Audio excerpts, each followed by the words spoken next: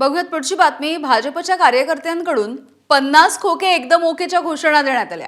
चेंबूरमध्ये शिंदेंच्या शिवसेनेच्या पूजा कांबळे आणि भाजपच्या शिल्पा केळुस्कर अशी एक मैत्रीपूर्ण लढत होतीये। या प्रभागामध्ये दोघींच्या कार्यकर्त्यांचा प्रचार सुरू होता आणि प्रचाराच्या दरम्यान भाजप कार्यकर्त्यांच्या समोर शिवसेनेचे कार्यकर्ते आमने-सामने आले। त्याच वेळेला 50 खोके एकदम ओके अशा घोषणा भाजपच्या कार्यकर्त्यांनी द्यायला सुरुवात केली। तर शिल्पा केळुस्कर यांच्या विरोधामध्ये भाजपने तक्रार दिली आहे। त्यांनी एबी फॉर्मची कलर झेरॉक्स जोडल्याचा आरोपही करण्यात आलेला आहे।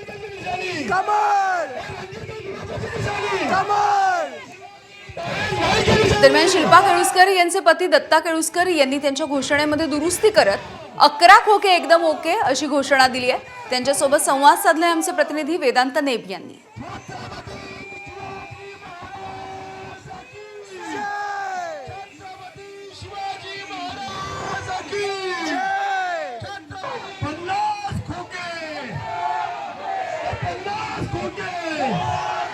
मला असं वाटतं की त्यांनी जी प्रॉपर्टी जाहीर केली निवडणूक आयोगाला, जी आपली जंगम मालमत्ता, ती बघून आमचे डोळे फिरले। आपली जंगम प्रॉपर्टी 11 करोड रुपये दाखवली।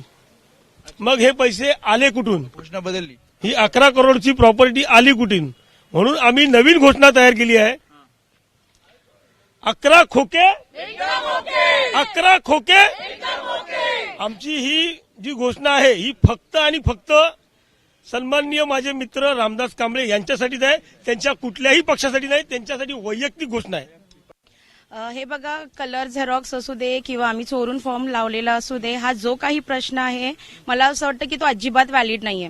कारण निवडणूक आयोगामध्ये जे बसले आहेत, जे आपले सुपिरियर आहेत, ते त्यांचं काम होतं आणि त्यांनी त्यांचं काम एकदम योग्य प्रकारे केलं आहे।